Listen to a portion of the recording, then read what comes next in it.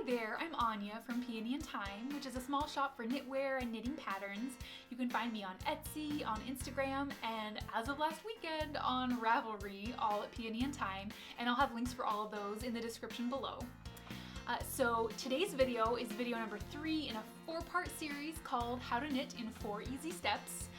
In the first video we learned how to cast on, the second video we learned the basic knit stitch, and today's video, video number 3, will be the basic purl stitch. Just like everything in knitting, there is more than one method for learning to do the knit and purl stitches. I'm just going to show you the way that I think is easiest and fastest to learn as a beginner and the way that I learned. So without further ado, let's get into the purl stitch. Alright, so let's get started. So again, for this video, I am using Lion Brand Woolies Chunky Yarn in the color Indigo, and I'm using the recommended needle size, which is US 10.5. So, I already cast on. If you don't remember how to cast on, that is totally fine. You can just go back and watch the tutorial I have on that, and I'll have a link for that in the description box below. So just like for the knit stitch, I'm going to hold the needle with the cast on stitches in my left hand and the empty needle in my right hand. I know this is the end to start on because this is the end that has the yarn coming off of it. This is the yarn that goes back to my skein. This is just the little tail, and you're just going to completely ignore that little guy.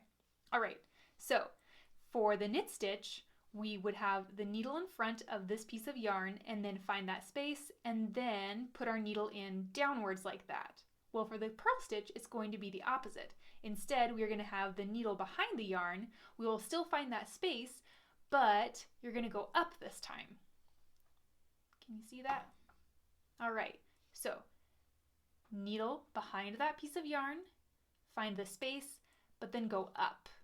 All right, and then you can hold that in place. Just take this yarn, wrap it once around that needle, and then pull that back through that space, and then pop that old stitch off your left needle. And then again, the very same thing with the next stitch. Find that space, go up. Again, make sure that your yarn is in front of the needle for this purl stitch. You can hold that in place with your thumb. Wrap the yarn around once. See that there? And then pull that yarn back through that space. Pop that old stitch off.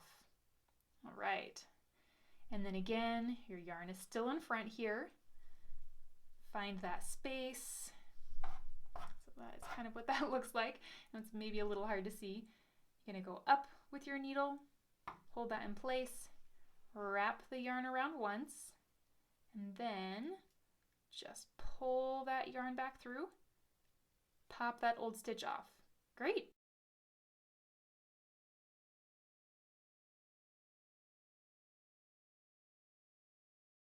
So we just finished purling across this side of the needle. I'm just going to turn that around, and you'll probably notice that it looks just about the same as it did when we did one row of knit. You have those little hearts on this side, and then you have the little purls or bubbles on the other side. So again, needle behind the yarn, find that space, and your needle goes up just like that. Wrap that yarn around once, pull it through, pop that old stitch off, find that space,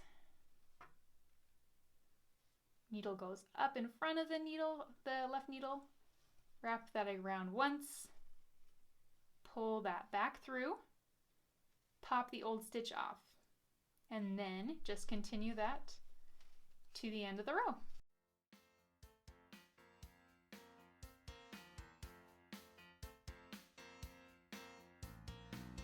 And that is the basic purl stitch.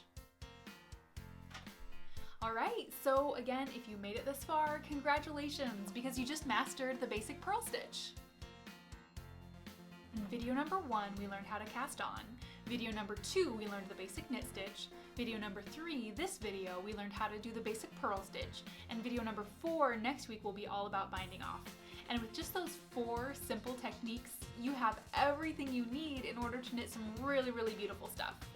It's going to be exciting, guys. So, once again, thank you so much for watching. I really appreciate it, and I hope you all have a wonderful week.